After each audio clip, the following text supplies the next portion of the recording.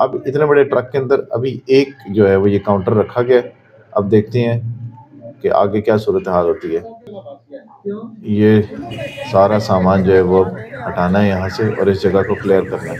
Municipal corporation के लोग हैं ज़्यादातर, और इनमें और लोग जो है वो बगैर किसी वजह के यहाँ पर आपको नज़र आ रहे होंगे। आप इस प्लाजे के अंदर म्यूनसिपल कॉर्पोरेशन के कम से कम जो है वो 12 से 13 लोग होंगे।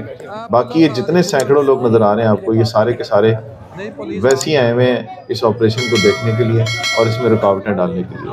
अब ये देखें एक और जगह पर ये अब आ गए हैं कुछ ताजर और अब मज़ामत का सामना करना पड़ रहा है म्यूनसिपल कॉर्पोरेशन को। अभी ये 7 वाला प्लाजा जो है इसको भी क्लियर करना है।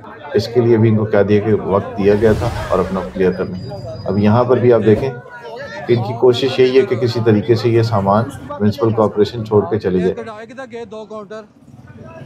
आपकी दुकान किधर है?